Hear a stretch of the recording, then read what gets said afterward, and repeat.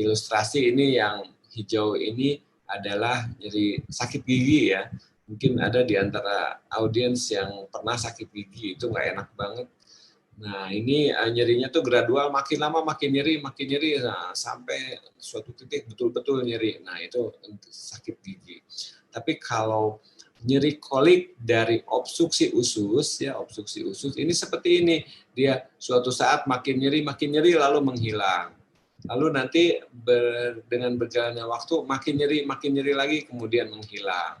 Nah, ini kenapa? Ini sehubungan dengan peristaltik usus. Jadi pada waktu usus peristaltik, nyerinya maksimal. Kemudian usus kan ada periode relaksasi gitu. Jadi, nah itu nyerinya hilang. Itu tanda dari suatu obstruksi organ berongga ya. Organ berongga itu bisa usus, bisa kandung kencing, bisa kandung empedu gitu ya. Tapi kalau obstruksi, gejalanya akan kolik. Nah, bagaimana kalau yang obstruksi itu makin berat? Nah, ini seperti ini nih. Nyerinya makin tajam, kemudian hilang. Ada periode bebas. Di mana kita memerlukan suatu keadaan nyeri perut yang memerlukan tindakan segera, di mana pasien ini masuk ke dalam kondisi kritis dan biasanya manifestasi utama dari akut abdomen adalah nyeri. Akut abdomen ini suatu keadaan, nah ini definisi yang paling baru ya dari literatur, masih sama bahwa kondisi yang memerlukan tindakan segera gitu ya. Jadi perlu perhatian dan perlu tindakan segera.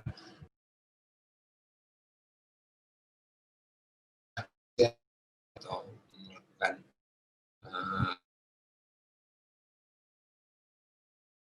karena suatu sebab yang belum diketahui pada awalnya, kemudian tetapi memerlukan diagnosis dan treatment segera gitu ya, untuk mencegah morbiditas dan mortalitas.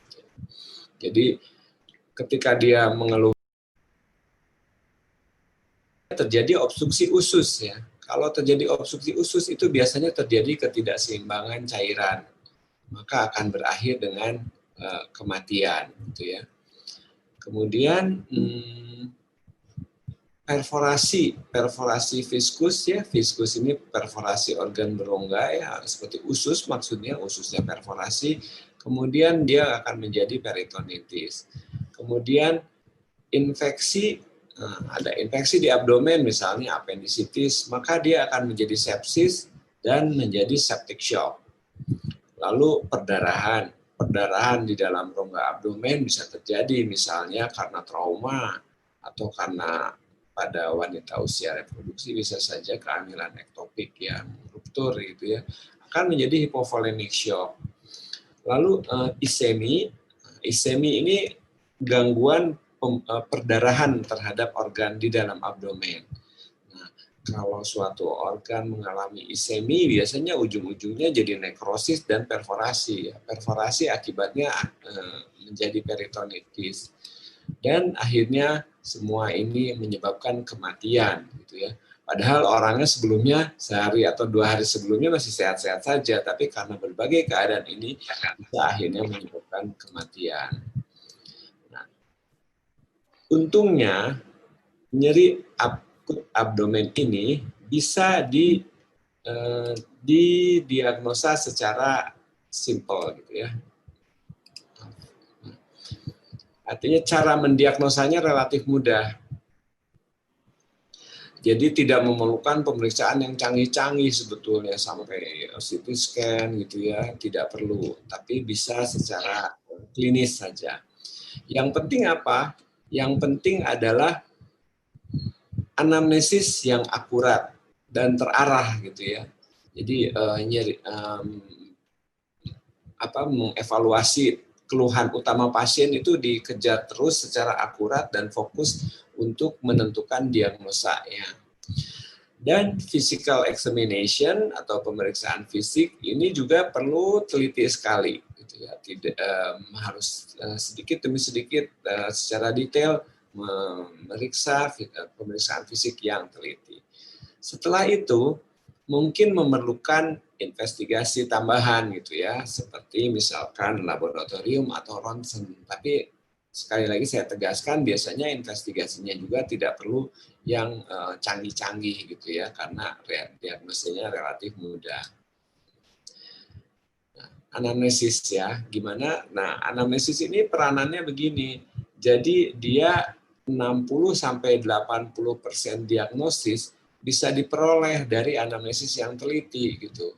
Jadi semakin kita detail melakukan anamnesis, maka akan semakin mudah kita menentukan diagnosanya gitu.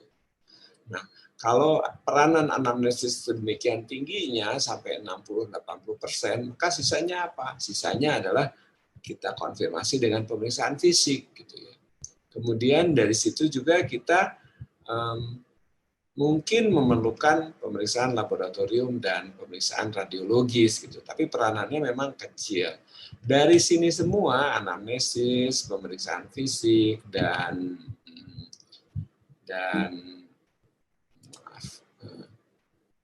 laboratorium, maka kita bisa mengkonfirmasi diagnosis suspek, lalu etiologinya, kemungkinan penyebabnya, lalu stadium dari penyakitnya, tingkat beratnya penyakit, dan diferensial diagnosis gitu ya. Jadi ini semua bisa diperoleh dengan anamnesis. Nah, anamnesisnya bagaimana gitu ya? Ya seperti biasa halnya, ini tidak berlaku hanya untuk akut abdomen, tapi untuk semua penyakit. Tentu kita harus membangun hubungan yang baik dengan pasien ya. Jadi sapa ramah dengan pasiennya, lalu membuat pasien nyaman dan percaya ke kita.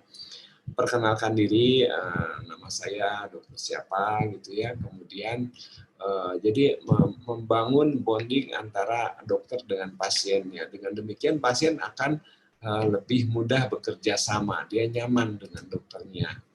Kemudian tanyakan pasiennya umurnya berapa, lalu juga catat ya misalkan jenis kelamin kenapa penting. Ada beberapa penyakit yang memang hanya menyerang gender tertentu, apakah hanya pada wanita gitu ya. Juga terutama bila pasien wanita tanyakan status perkawinannya gitu ya, karena ada penyakit-penyakit tertentu yang berhubungan dengan status reproduksi ya, misalkan kehamilan ektopik yang terganggu gitu ya. Jadi kita harus cari ke arah sana. Lalu ada beberapa penyakit yang berhubungan dengan kelompok tertentu gitu. Misalnya pada anak-anak itu akut abdomen kebanyakan karena memang akut apendisitis gitu. Sedangkan pada usia tua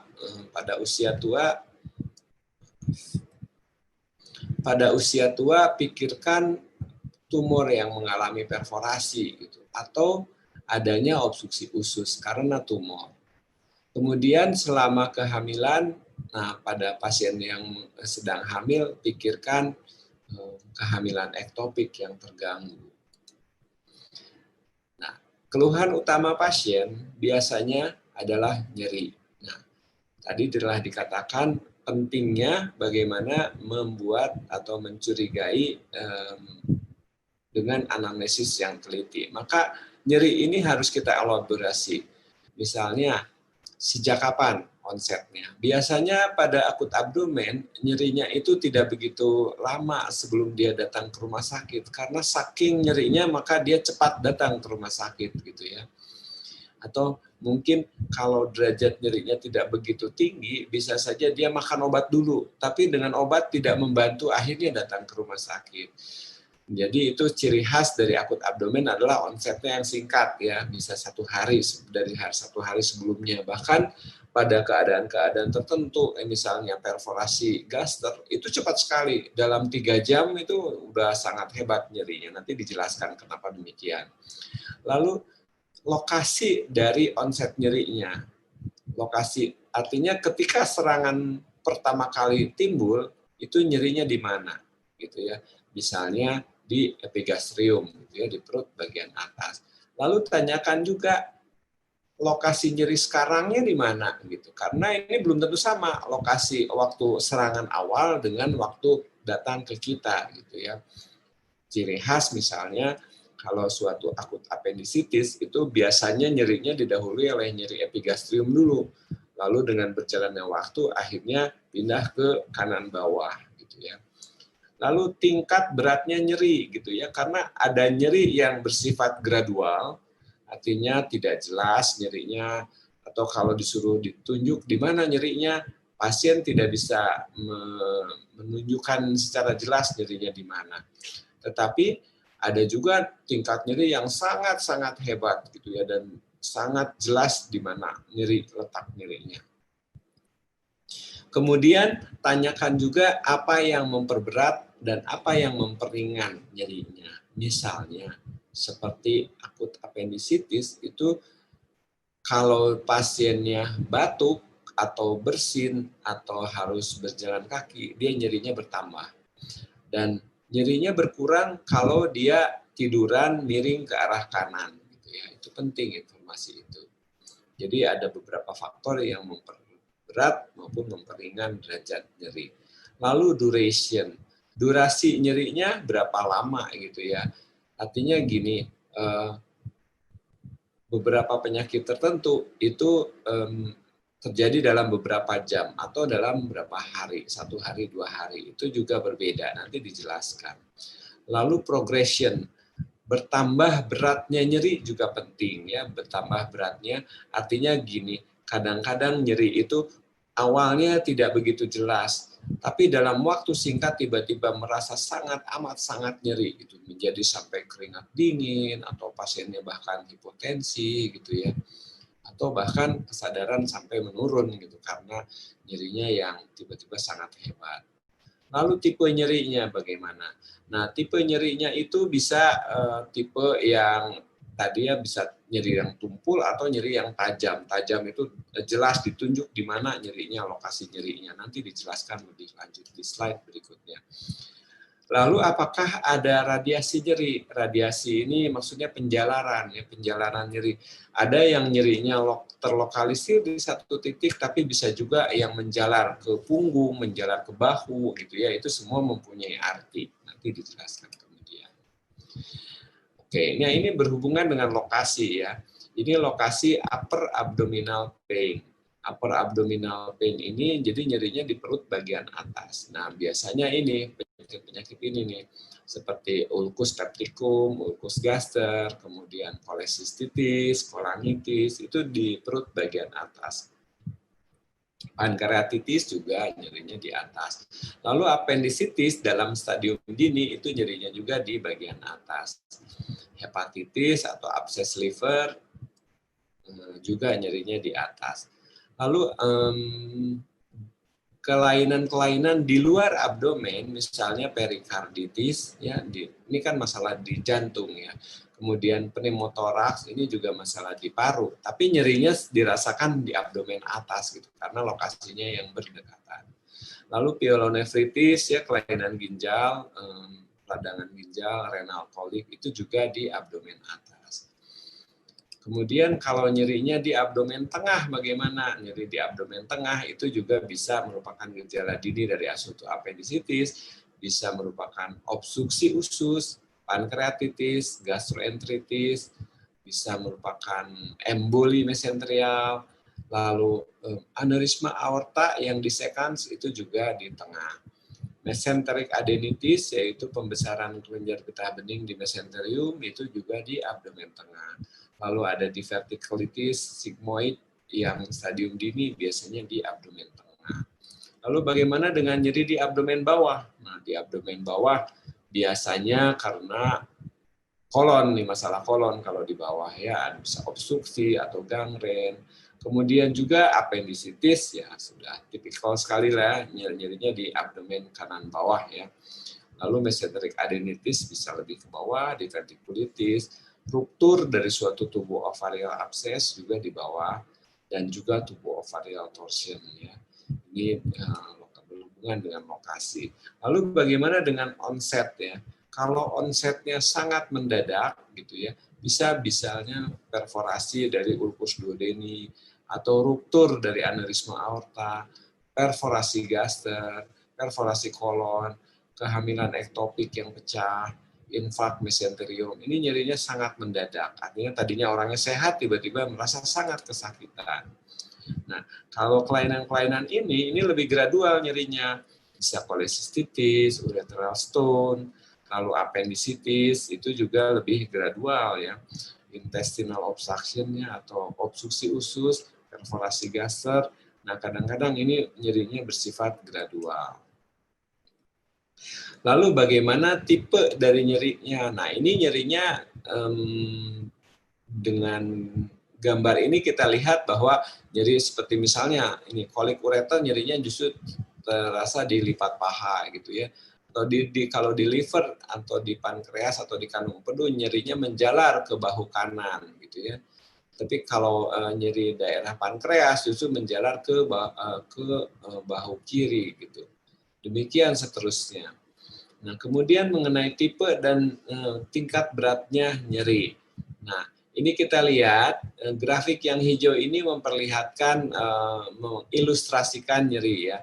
Jadi dari kiri ke kanan ini waktu dan dari bawah ke atas ini tingkat beratnya nyeri. Nah, ilustrasi ini yang hijau ini adalah nyeri sakit gigi ya. Mungkin ada di antara audiens yang pernah sakit gigi, itu nggak enak banget. Nah, ini nyerinya tuh gradual, makin lama makin nyeri, nah, sampai suatu titik betul-betul nyeri. Nah, itu sakit gigi. Tapi kalau nyeri kolik dari obstruksi usus, ya obstruksi usus, ini seperti ini. Dia suatu saat makin nyeri, lalu menghilang. Lalu nanti dengan berjalannya waktu makin nyeri lagi, kemudian menghilang. Nah, ini kenapa? Ini sehubungan dengan peristaltik usus. Jadi pada waktu usus peristaltik, nyerinya maksimal. Kemudian usus kan ada periode relaksasi gitu. Jadi, nah itu nyerinya hilang. Itu tanda dari suatu obstruksi organ berongga ya. Organ berongga itu bisa usus, bisa kandung kencing, bisa kandung empedu gitu ya. Tapi kalau obstruksi gejalanya akan kolik. Nah, bagaimana kalau yang obstruksi itu makin berat? Nah, ini seperti ini nih. Nyerinya makin tajam kemudian hilang. Ada periode bebas nyeri ya. Kalau obstruksi tadi. Tapi kalau sudah tidak ada periode bebas nyeri, nah ini merupakan pertanda ada strangulasi dari usus. Strangulasi itu artinya ada obstruksi pembuluh darahnya. Jadi ususnya mulai ke arah isemi. Nah, kalau sudah isemi itu tidak ada periode bebas nyeri. Mungkin memang suatu saat nyerinya hebat, lalu merupakan ringan, kemudian berat lagi, tapi tidak ada periode bebas nyerinya. Artinya isemi itu ya penting. Nah, oke, itu merupakan kita semua peroleh data itu dari anamnesa. Sekarang kita maju ke pemeriksaan fisik ya. Pemeriksaan fisik sebetulnya selalu dimulai dengan tanda vital ya, tensi, nadi, respirasi, suhu gitu ya, itu semua wajib diperiksa. Kemudian kita mengarah ke abdomennya. Nah, apakah ada perubahan warna gitu ya? Misalnya ada Cullen sign, nanti saya lihatkan fotonya, ada Gray Turner sign, ada ecchymosis dari abdominal wall, dari dinding abdomennya. Lalu apakah ada massa? Jadi dari tumor tersebut, kemudian apakah ada hernia, jadi ada penonjolan, ada benjolan yang keluar dari dinding abdomen, dan apakah ada massa yang berpulsasi, berdenyut sesuai dengan denyutan jantung gitu ya, itu penting. Kemudian nah, ini contohnya foto Cullen sign, ini jadi ada hematom di sekitar umbilikus ya. Ini biasanya merupakan pertanda pankreatitis yang berat. Ini Gray Turner itu di samping hematomnya, di samping abdomen gitu ya. Sampai ke atas ini. Ini Gray Turner sign. Ini juga merupakan pertanda adanya nekrosis dari pankreas biasanya. Nah, kemudian ada beberapa pemeriksaan yang spesifik ya. Contohnya Rovsing sign. Rovsing sign itu jadi abdomen ditekan di bagian kiri, tapi nyerinya terasa di kanan gitu. Jadi kenapa ini? Ini mekanismenya adalah ketika kolon yang descendent ditekan, maka udara akan bertransmisi kolon descendent transversum ke ascendent, akhirnya menekan secum dan appendix, barulah terasa nyeri gitu ya. Jadi ini khas dari Rovsing sign dari suatu akut appendicitis. Kemudian ada yang namanya obturator sign, di mana muskulus obturator itu adanya di dalam rongga panggul. Nah, bagaimana cara meregangkan muskulus obturator adalah dengan cara memfleksikan paha, kemudian merotasi interna dari ekstremitas bawahnya. Maka muskulus obturator internis akan teregang, dan kalau di situ ada appendix bersandar, nah itu terangsang dan akhirnya terasa nyeri. Itu yang dinamakan obturator sign positif. Lalu ada juga psoas sign.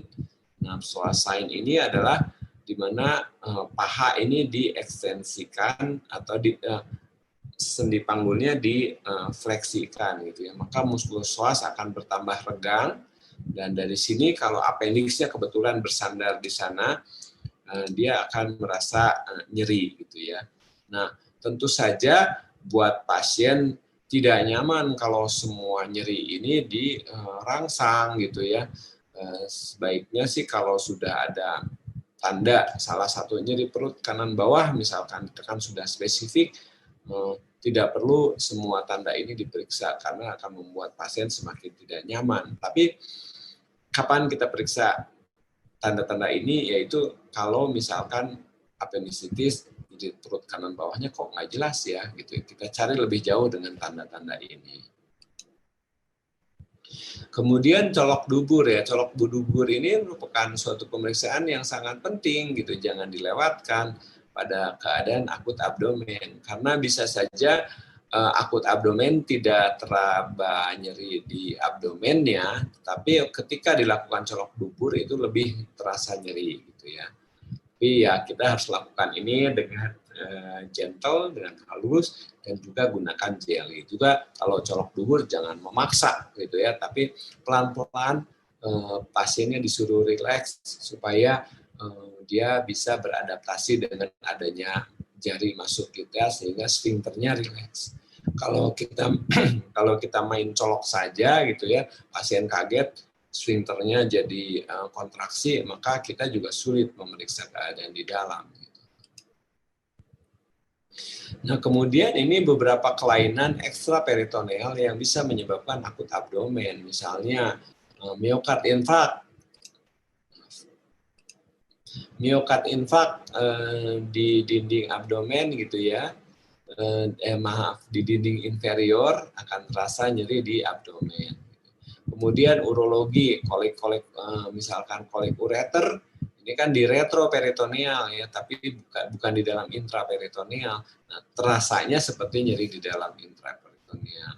Vaskuler, nyeri misalkan aneurisma aorta itu juga sama ya, terasanya atau kemungkinan terabanya oleh kita seperti di dalam abdomen. Nah, ini gambar ini ilustrasi kemungkinan apa saja yang mungkin terjadi di dalam abdomen. Tentu tidak ada satupun pasien yang punya penyakit ini semuanya lengkap ya. Maaf, mouse saya sensitif sekali, jadi salah sentuh dikit dia pindah slide.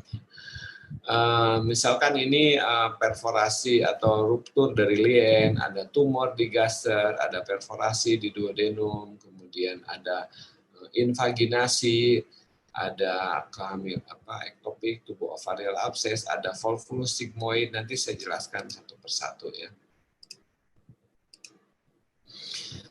Oke, slide ini memperlihatkan adanya derajat iritasi peritoneal. Ini memberikan gambaran seberapa cepat pasien ini datang ke rumah sakit gitu ya. Jadi tergantung kelainannya. Kalau kelainannya misalkan perdarahan ya, perdarahan di dalam intraabdomen, maka darah itu kan steril. Jadi iritasi peritoneumnya ringan. Nah, ya. Jadi dari sejak perdarahan mulai sampai akhirnya pasien nyeri itu perlu waktu lama gitu. Nah, sebaliknya kalau misalkan ini gastric juice atau asam lambung yang bocor pada perforasi gaster, itu cairan lambung itu sangat sensitif gitu ya, sangat iritatif sehingga nyerinya hebat sekali kalau perforasi gaster itu dari sejak perforasi sampai dia datang ke rumah sakit biasanya dalam waktu kurang dari 3 jam dia udah nggak tahan, udah datang ke rumah sakit. Nah, di tengah-tengah itu ada urin ya, urin kalau masih relatif steril itu ringan derajat iritasinya empedu, nanah, cairan pankreas, dan cairan usus atau feses. Nah, ini jadi derajat beratnya iritasi peritoneum biasanya menentukan kecepatan pasien datang ke rumah sakit juga gitu ya, dan ini bisa kita gali di anamnesis gitu ya, berapa lama dari sejak nyeri pertama sampai dia datang, sehingga kita bisa menduga-duga organ apa yang terkena. Oke, nah biasanya pasien yang mengalami sesuatu di dalam perutnya, akut abdomen, itu seringkali disertai dengan tanda-tanda sepsis gitu ya, karena biasanya ada fokus infeksi yang menyebabkan pasien bertambah hebat gejalanya gitu ya. Nah, apa tanda-tanda sepsis? Yaitu biasanya pasiennya demam, mual, muntah, tahikardi, tahipne ya. Kemudian ada nyeri perut, tentu saja. Ada gejala peritoneal, yaitu ada devans ya, biasanya ada nyeri di abdomennya ketika ditekan dia sangat nyeri. Lalu ada tanda-tanda dehidrasi. Biasanya pada pasien sepsis itu terdapat dehidrasi gitu. Karena shift atau perpindahan cairan plasma semuanya dimobilisasi ke intraperitoneal sehingga di tingkat sistemik dia mengalami dehidrasi. Pasien juga karena ada reaksi inflamasi yang hebat maka akan menjadi leukositosis ya. Dan lebih berat lagi tentu akan berakhir dengan shock dan multi organ failure. Oke, kira-kira begitu. Ini sedikit tips bahwa biasanya nyeri akut abdomen itu terjadi dalam 6 jam ya. Jadi kita harus curiga kalau pasiennya nyerinya timbul dalam 6 jam sebelumnya sehat. Nah, ini pasti ada akut abdomen. Kemudian kalau pasien gerakannya terbatas, kemungkinan ada peritonitis karena setiap ada gerakan apalagi batuk, bersin itu nyerinya akan bertambah gitu ya.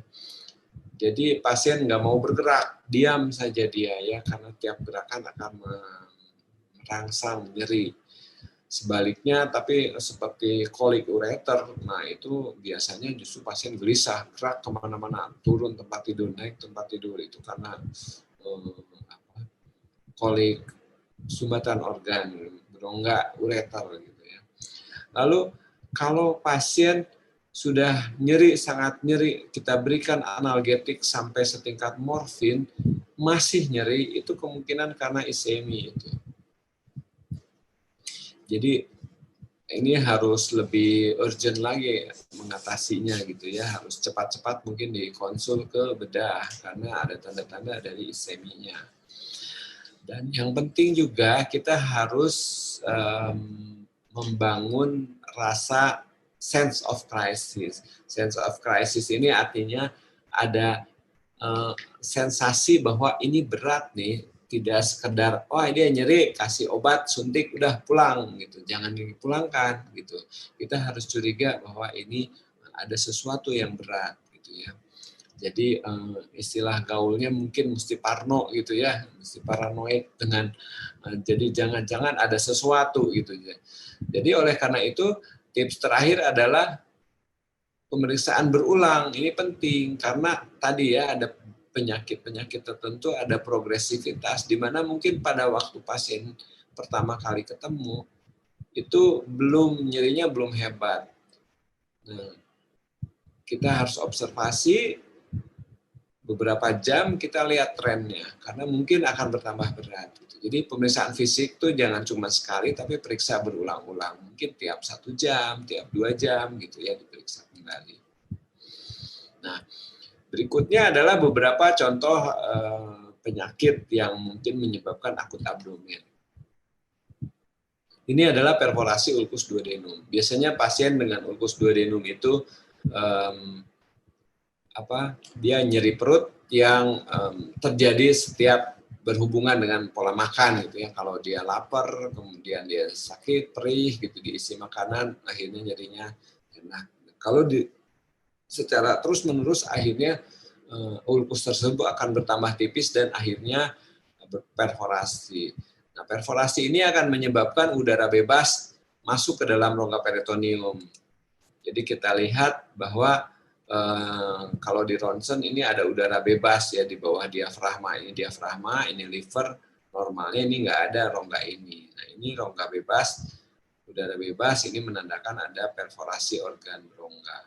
Nah, ini ilustrasi ini apa? Kok ada papan di perut? Karena nyerinya sangat hebat, iritasinya sangat hebat, perutnya keras seperti papan gitu ya. Kalau kita raba itu perutnya keras seperti papan. Jadi tanda-tanda suatu peritonitis yang berat. Nah, suatu ulkus juga belum tentu perforasi, tapi bisa kalau terkena pembuluh darah akan berdarah. Jadi pasien manifestasinya biasanya shock karena perdarahan di dalam ususnya gitu ya. Dan bisa saja perdarahan ini bermanifestasi menjadi melena ya, atau muntah darah gitu ya. Nah, ini kita lihat bahwa kalau pasien di laparotomi ini ususnya jadi ungu, kelihatannya ungu karena di dalam lumennya terdapat banyak darah. Dan biasanya kalau sudah bisa ditentukan oleh dokter bedahnya lokasi perdarahannya di mana, nah dibuka kemudian dijahit. Nah ini biasanya kemudian syoknya bisa teratasi kalau dokter bedahnya berhasil masuk ke dalam titik perdarahannya dan menjahit dan menghentikan perdarahannya. Oke, kelainan yang lain yang mungkin terjadi menyebabkan akut abdomen adalah pankreatitis. Nah, pada pankreatitis ini derajatnya bisa berupa udem saja, bisa sampai hemoragik seperti ini, atau bisa bahkan nekrosis. Jadi ini suatu keadaan kegawatan ya, prognosisnya biasanya relatif buruk, angka kematiannya cukup tinggi. Untuk menghentikan atau memotong rantai inflamasi biasanya jaringan nekrosis ini harus dioperasi dan dibuang gitu ya jaringan nekrotiknya. Tentu ini suatu keadaan yang sangat kritis ya. Nah, ini akut apendisitis ya. Tadi ciri khasnya adalah akut apendisitis, pasien mengeluh biasanya nyeri perut kanan atas, nyeri epigastrium dan berpindah ke kanan bawah. Nah, ini akut apendisitis ini dia bisa hanya berupa bengkak-bengkak saja, kemerahan, atau bisa menjadi gangren, dan biasanya penyebabnya itu adanya fekolit gitu ya. Bisa juga berkembang menjadi abses atau menjadi mukosel, jarang kalau mukosel. Atau bisa menjadi peritonitis dengan adesi gitu ya. Kadang-kadang pada kelompok usia tertentu bisa ini merupakan suatu kanker ya, karsinoid gitu ya, keganasan dari appendix, biasanya pada usia tua. Nah, kalau ini biasanya terjadi pada anak-anak atau pada orang dewasa di mana ada tumor di usus halusnya, maka akan menyebabkan gangguan peristaltik. Nah, gangguan peristaltik ini jadi tidak terkoordinasi peristaltik usus yang proksimal dengan yang distalnya, maka akan terjadi invaginasi. Jadi usus masuk ke dalam usus lain gitu ya, berlipat-lipat seperti ini. Nah, ini seperti ini contohnya karena memang ada tumor atau polip yang cukup besar sehingga akhirnya usus masuk ke dalam usus lainnya. Tentu ini memerlukan tindakan bedah untuk mengatasi gitu ya intussusepsinya. Kelainan lain adalah volvulus sigmoid. Volvulus sigmoid ini biasanya terjadi pada pasien yang sigmoidnya panjang atau redundant seperti ini ya. Jadi panjang, kemudian terpuntir. Nah, terpuntir di pangkalnya akibatnya menjadi isemi. Dan di distalnya ini kemudian menjadi sangat distensi seperti ini gitu ya. Kenapa bisa terjadi sigmoid volvulus nih? Nah, ini memang jarang terjadi, tapi biasanya terdapat hanya pada pasien yang memang sigmoidnya sangat panjang. Kelainan lain adalah mesenteric thrombosis. Nah, mesenteric thrombosis ini adalah suatu kelainan di mana biasanya gangguan pembuluh darahnya ya, ada gangguan bisa karena penyakit jantung gitu ya, karena pengaruh efek samping obat-obatan gitu. Kemudian terdapat trombosis dan menyumbat mesenterium dari usus halusnya gitu ya. Bisa arterinya, bisa venanya. Tapi ya ujung-ujungnya sama, yaitu ada sebagian usus halus menjadi nekrotik seperti ini, mula-mula keunguan, lama-lama hitam, mati gitu ya. Sehingga ini usus ini harus dibuang. Nah, tentu ini manifestasinya adalah isemi, dan isemi ini seperti sudah dijelaskan tadi itu nyerinya luar biasa hebat gitu ya. Pasiennya sangat kesakitan. Nah, kemudian ini yang namanya obstruksi usus ya, atau ileus obstruksi. Nah, ini ilustrasinya adalah seperti ini. Kalau ileus obstruksi ini ada 4 gejala utama: nyeri kram perut, kemudian distensi, obstipasi, dan muntah. Kenapa ini semua bisa terjadi? Karena ini di sini ada obstruksi, nah, maka usus proksimalnya kan ada udara yang masuk lewat apa, kita setiap bicara atau nafas itu sebagian dari udara itu tertelan. Nah, tapi kalau pasase usus lancar maka tidak akan distensi. Tapi kalau ada obstruksi maka udara makin lama makin numpuk. Juga ada produksi gas dari bakteri ya, bakteri komensal usus. Nah, ini juga akan membuat dia makin distensi. Juga ada ekstravasasi cairan dari plasma, karena usus yang distensi ini akan menyebabkan permeabilitasnya meningkat karena dindingnya tipis, endotelnya menjadi jarang ya karena tipisnya. Nah, kemudian plasma itu akan terkompresi dan masuk. Jadi makanya kalau pada pasien ileus akan terdapat gambaran kalau di ronsen posisi tegak itu ada udara, ada cairan ya. Jadi air fluid level gitu ya akan kelihatan gitu. Oke, nah itu tadi semua pemeriksaan fisik. Sekarang kita maju ke laboratory finding. Ya, laboratory finding atau pemeriksaan laboratorium pada umumnya tidak spesifik. Kebanyakan pasien akut abdomen itu ada leukositosis dan si reaktif protein mungkin meningkat ya. Nah, kadang-kadang penyakit tertentu seperti pankreatitis maka amilase atau lipase juga meningkat. Tapi kelainan-kelainan lain jarang ada yang spesifik, biasanya leukositosisnya saja gitu ya. Lalu imaging bagaimana? Nah, imaging ini sebetulnya tidak harus selalu diperiksa dan tidak perlu canggih-canggih. Tapi ini ilustrasi saja bahwa appendicitis misalnya akan terlihat di CT scan. Pankreatitis, nah pankreatitis akan terlihat pankreasnya membesar dan sebagian ada yang nekrotik gitu ya. Kemudian pemeriksaan ronsen sederhana seperti ini. Nah, ini kelainannya apa? Di sini kita lihat ini diafragma, ini liver, ini ada udara bebas. Ini menandakan adanya perforasi organ berongga. Oke, itu semua anamnesis, pemeriksaan fisik, dan laboratorium. Apabila semua itu telah dilakukan, sekarang biasanya sudah mulai kita tahu diagnosis pasien ini. Kemungkinan penyebabnya apa, diagnosa bandingnya sudah tahu kira-kira ya. Lalu mau diapakan nih pasien? Tentu kita harus melakukan pengelolaan inisial dulu ya. Initial manajemennya apa gitu ya. Nah, kita lihat pasien dipuasakan ya, karena kita harus mengistirahatkan usus. Lalu pasien juga harus diberi infus karena biasanya pasien dehidrasi, maka diberikanlah infus kristaloid. Juga dengan usus yang distensi, paru-paru biasanya menjadi volumenya terbatas, maka kita perlu bantu dengan oksigen.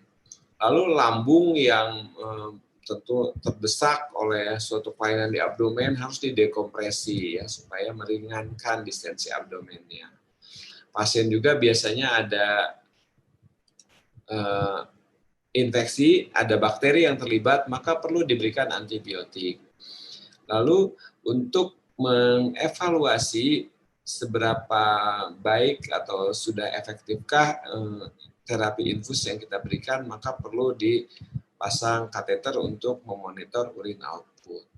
Lalu karena pasien dipuasakan, tentu asam lambung harus kita kendalikan dengan obat-obatan. Ya. Lah, pada saat ini karena kita sudah tahu, maka tentu harus konsul ke bedah ya. Dengan pelayanannya nanti dokter bedahnya akan melakukan salah satu dari 4 jenis tindakan ini. Bisa jaringan diangkat, misalkan appendektomi, kolesistektomi, atau jaringannya di repair, misalnya pada perforasi gaster dijahit, atau usus diresesi anastomosis, atau pencernaannya dialihkan sementara menjadi kolostomi atau ediostomi, atau melakukan drainase pada pankreatitis yang sudah nekrosis. Nah, antibiotik biasanya berikan golongan cefalosporin untuk mengcover bakteri yang predominan pada infeksi intraabdomen. Lalu setelah initial management maka fluid maintenance ya post-op biasanya diberikan. Lalu pain managementnya, nyerinya usahakan obat-obatan non-opioid supaya pasien tidak mengalami paralitik akibat efek samping dari obat-obatan opioid. Anjurkan mobilisasi dini supaya sembuhnya lebih cepat. Kalau perlu diberikan suplemen vitamin. Itu saja yang bisa saya sampaikan. Jadi sebagai kesimpulannya, akut abdomen ini adalah suatu kondisi klinis di mana timbul dari suatu kondisi kritis yang akut dan bermanifestasi sebagai nyeri dan biasanya memerlukan tindakan segera. Oke, itu saja mengenai akut abdomen. Selanjutnya mungkin saya serahkan kembali ke moderator untuk memimpin diskusinya. Terima kasih. Ya. Baik, Dokter Reno, terima kasih dok atas pemaparannya yang sangat lengkap. Kasus akut abdomen ini memang sering kita temui di sehari-hari. Tadi pemaparan dari Dokter Reno juga sudah lengkap. Ada mulai dari anamnesis, pemeriksaan fisik, pemeriksaan penunjang hingga terapi yang di awal diberikan. Nah, untuk sekarang kita akan ke sesi tanya jawab.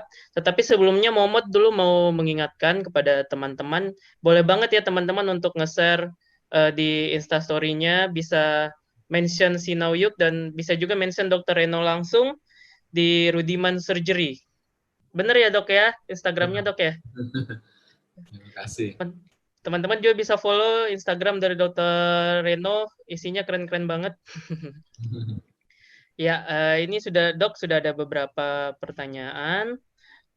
Pertanyaan pertama kepada Teresia Heres Tuwitonaru. Mungkin boleh diaktifkan kamera dan mic-nya. Iya, oke, silahkan dibacakan pertanyaannya. Suaranya nggak kedengeran ya, Teresia.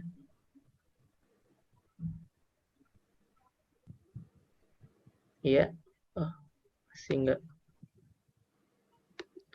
masih nggak kedengeran ya suaranya ya. Saya bacakan saja ya dok pertanyaannya. Izin bertanya dok, ada kontroversi pemberian anti nyeri pada akut abdomen. Sebab dengan pemberian anti nyeri dapat memudarkan gejala nyeri. Tetapi di satu sisi bila tidak diberikan anti nyeri mengganggu kenyamanan pasien. Bagaimana menurut dokter tentang pemberian anti nyeri pada akut abdomen? Baik, betul bahwa kalau pasien diberikan anti nyeri maka nyerinya akan hilang sehingga mungkin pemeriksaan fisik kita akan menjadi tersamarkan gitu ya oleh pengaruh dari analgetik tersebut. Tetapi tidak bijaksana juga membiarkan pasien lama-lama dalam keadaan nyeri gitu. Kasihan dia datang ke rumah sakit justru untuk menghilangkan nyerinya, tapi malah kita biarkan. Jadi initial management ketika pasien yang tadi saya jelaskan dari mulai anamnesa, pemeriksaan fisik dan laboratorium pengambilan sampel darah gitu ya, itu tentu harus dilakukan di menit-menit pertama pasien datang gitu ya. Lakukan itu semua. Anamnesis mungkin perlu waktu 5 menit, paling lama 10 menit. sambil infus jalan NGT pasang gitu ya. Nah kemudian setelah pemeriksaan fisik selesai, silahkan berikan analgetik untuk membuat pasien lebih nyaman gitu. Nah biasanya kalau juga perlu dipikirkan kalau misalkan Anda mau merujuk pasiennya ke tempat yang jauh, misalkan Anda bekerja di suatu klinik di daerah, mau dikonsul ke RSUD misalkan, perlu waktu perjalanan berapa lama, misalkan 3 jam. Nah, berikanlah analgetik supaya selama perjalanan 3 jam itu pasien tidak nyeri gitu. Jadi tentu diberikan analgetik yang masa kerjanya pendek supaya nanti sampai di RSUD nyerinya sudah agak hilang dulu untuk supaya diperiksa oleh dokter bedah di sana gitu. Kemudian nanti penanganan nyeri berikutnya tentu di tempat rujukan gitu ya. Jadi intinya adalah memang pemeriksaan nyeri itu penting, tetapi tidak bijaksana membiarkan pasien nyeri terlalu lama. Itu saja jawaban saya. Gimana? Pertanyaan apa? Sudah cukup? Oh, masih nggak kedengeran ya. Oke, terima kasih dok. Kita lanjut ke berikutnya dari Kelvin Supriyami. Bisa dinyalakan mic dan kameranya? Oh ya, selamat malam dokter. Apakah suara saya terdengar? Ya, iya, kedengeran. Ya, sebenarnya terima kasih dokter atas presentasinya. Ini saya ada beberapa pertanyaan dokter. Yang pertama untuk kasus acute abdomen ini kan termasuk kasus yang emergensi ya dok. Apakah ada istilah kayak golden period seperti di kasus mungkin kasus lain seperti stroke kan ada golden periodnya dok. Kalau akut abdomen apakah ada golden periodnya? Terus pertanyaan yang kedua itu dok, pada kasus akut abdomen yang disertai sepsis, apakah manifestasi dari sepsisnya itu langsung muncul atau ada periode waktunya ya dok? Dan untuk penanganan tadi, kan mungkin tadi dokter sudah menjelaskan penggunaan antibiotik. Bagaimana dengan penggunaan misalnya vasopresor dok? Apakah diperbolehkan dokter? Ya, terima kasih dokter. Ya, yang pertama mengenai golden period ya, sebetulnya itu sangat tergantung dari etiologi yang menyebabkan akut abdomennya gitu ya. Nyeri seperti akut apendisitis itu biasanya gradual. Jadi ada kesempatan untuk pasien dipersiapkan pembedahannya gitu ya. Misalkan ketika pasien datang malam-malam itu bisa dilakukan infus dulu, puasa dulu, diberikan antibiotik, lalu operasinya pagi-paginya gitu ya. Itu masih aman.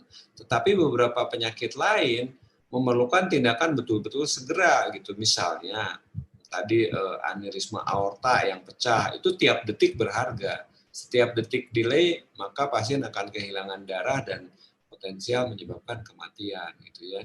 Jadi range-nya sangat luas. Akut abdomen ini bukan merupakan satu penyakit tapi banyak penyebab dan setiap penyebab penyakit tersebut, etiologi tersebut itu lain-lain ininya waktu yang kita punyai untuk menolong pasien ini gitu.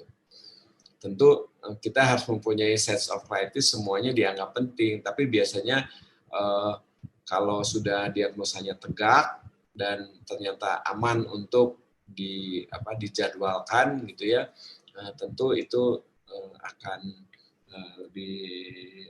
lebih punya waktu untuk kita siapkan gitu ya. Terutama dengan sekarang ini di era pandemi COVID ini penting sekali untuk merencanakan operasi gitu ya, karena supaya kita semua harus anggap pasien itu potensial positif menularkan gitu ya. Kita harus screening dulu gitu. Jadi mungkin operasi harus ditunda sampai hasil screeningnya positif gitu. Hasil screeningnya positif atau negatif gitu. Kemudian tadi pertanyaan berikutnya, apakah gejala sepsis ini ada periode waktu? Iya, sepsis itu ada periode waktunya biasanya, tidak langsung terjadi gitu ya. Tapi kan inflamasi dimulai dengan leukositosis dulu gitu. Kemudian leukositosis bila daya tahan tubuhnya semakin menurun maka akan menjadi infeksi menjadi bertambah berat, bahkan bisa sampai organ failure gitu. Jadi ada periode waktunya gitu ya. Kemudian yang ketiga apa tadi Kelvin? Tadi pertanyaannya mohon diulang. Oh iya, dokter, penggunaan vasopresor untuk terapi sepsis. Vasopresor. Pertama, indikasi pemberian vasopresor untuk apa? Yaitu kan biasanya karena pasien hipotensi ya, karena hipovolemi, hipotensi, maka diberikan vasopresor gitu untuk membuat vasokonstriksi sehingga tensinya bisa naik. Tapi tidak boleh vasopresor langsung diberikan. Kalau pasien masih dehidrasi, diberikan vasopresor, maka cairan infus yang masuk nggak bisa mengisi ke intravaskuler dengan baik. Jadi intinya harus kristaloidnya dulu dimasukkan, volumenya dicukupkan dulu, baru diberikan vasopresor untuk mempertahankan dilatasi pembuluh darah yang cukup untuk mempertahankan tensi gitu ya. Jadi biasanya vasopresor bukan pada tahap pertama gitu, tapi setelah volume diberikan, infus diberikan, tapi kok tensinya masih turun, barulah vasopresor masuk. Oke? Oke. Bagaimana penanya? Apa sudah cukup? Sudah cukup, dokter. Terima kasih. Iya. Kita beralih ke pertanyaan selanjutnya dari Zakiyuddin Abdul Azam. Silahkan. Baik, terima kasih dokter. Izin bertanya, mungkin ini spesifik untuk dari perujukan gitu ya, dari manajemen misalkan ketika kita menjumpai pasien dengan nyeri dan kita curiga dia ileus gitu. Tapi untuk membedakan mungkin ileus obstruksi yang parsial misalkan dengan yang ini hanya konstipasi seperti itu, mungkin bagaimana kita membedakannya? Terima kasih dokter. Baik. Bagaimana membedakan ileus obstruksi parsial dengan konstipasi? Gejalanya sebetulnya mirip-mirip ya, tetapi gini, kalau konstipasi itu biasanya suatu keadaan kronik yang udah diderita pasien sekian lama, bisa berbulan-bulan, bisa bertahun-tahun, BAB-nya jarang gitu ya. Tapi tidak ada keluhan fisik yang lain gitu. Tapi dia hanya, kalau BAB itu normalnya kan setiap orang tuh setiap sehari sekali gitu ya. Tapi kalau orang konstipasi kadang-kadang cuma 3 hari sekali atau seminggu sekali bahkan gitu ya. Tapi dia merasa sehat saja gitu. Tidak ada kelainan nyeri dan tidak nyeri konstipasi itu. Nah kalau ileus obstruksi walaupun parsial itu kan pasti ada terjadinya akut gitu ya. Terjadi baru saja. Kemudian dia itu biasanya selain karena dia mendadak, nah ususnya biasanya kolik gitu, nyeri kolik yang karena si tubuhnya itu berusaha mengatasi obstruksinya dengan peristaltik yang berlebih gitu ya. Nah, bedanya parsial dengan total kan hanya dia kalau parsial itu flatus masih bisa, kalau total itu baik BAB maupun flatus tidak bisa, tapi ada obstruksi gitu ya. Jadi membedakannya ya lihat dari perjalanan penyakitnya saja. Kalau konstipasi biasanya lama, gradual, sedangkan kalau obstruksi itu mendadak dalam atau baru pertama kali pada waktu itu Anda ketemu dengan pasiennya, itulah serangan pertama dia biasanya. Oke, bagaimana dari penanya? Baik, terima kasih. Selanjutnya, ini dok ada pertanyaan dari YouTube. Izin bertanya dok, bagaimana membedakan pasien dengan klinis ileus obstruktif dengan ileus paralitik? Dan bagaimana penanganan dokter umum yang tepat saat di UGD? Oke, ileus obstruksi dengan ileus paralitik ya. Sekarang kita lihat etiologinya ya. Kalau ileus paralitik itu biasanya terjadinya karena ada gangguan sistemik, misalkan gangguan elektrolit gitu ya, atau gangguan neurologi pusat sentralnya gitu ya, atau persarafannya gitu ya. Jadi efeknya dari sistemik menyebabkan ususnya paralitik, tidak bergerak gitu ya. Ususnya itu tidak ada peristaltik sama sekali gitu. Sedangkan kalau ileus obstruksi itu karena memang ada sumbatan usus, misalkan karena tumor, karena hernia, karena adesi gitu ya. Jadi ada sesuatu yang menyebabkan ususnya tersumbat. Akibatnya apa? Tubuh berusaha mengeluarkan. Kekuatan motorik dari ototnya itu, otot halus dari usus itu masih baik. Jadi bagaimana membedakannya? Kalau ileus obstruksi itu kalau kita dengarkan, kita auskultasi lewat stetoskop ke abdomen pasien, itu bising ususnya berlebih. Bahkan ada yang namanya metallic sound gitu ya, clinking. Jadi kerubuk-kerubuk gitu ya, atau kadang-kadang ada bunyi seperti tetesan air di dalam rongga pipa gitu ya, kling-kling gitu ya, ada metallic sound. Jadi ileus obstruksi itu peristaltiknya sangat aktif. Sedangkan kalau paralitik kita tungguin dengan stetoskop, didengarkan, sepi sama sekali, nggak ada gerakan usus tuh, bising usus sama sekali negatif gitu ya. Itu satu pemeriksaan yang paling akurat untuk membedakan obstruksi. Tapi nggak apa-apa. Dok, untuk ileus paralitiknya ini apakah misalnya ileus obstruktif yang lama, terus nanti berakhir atau berubah menjadi ileus paralitik itu apakah bisa, Dok? Bisa.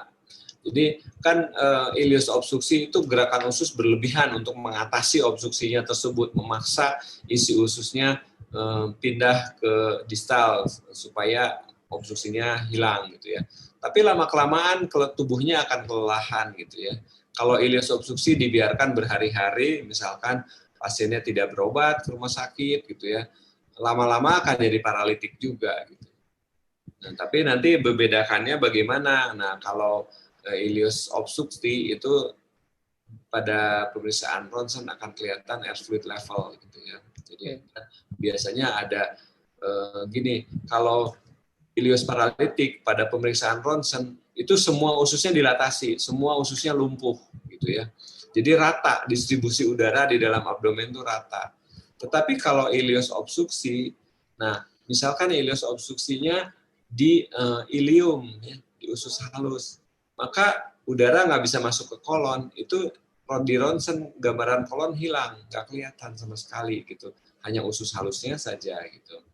Atau misalkan ileus obstruksi karena C. erecti misalkan, tumor di dalam rektum, nah maka akan kelihatan di ronsen itu udara kolon dilatasi hebat sampai titik tertentu berhenti gitu, nggak ada udara lagi di situ. Nah jadi kalau ileus obstruksi di ronsen akan kelihatan batas obstruksinya di mana. Tapi kalau ileus paralitik di ronsen tuh semua difus dilatasi saja gitu.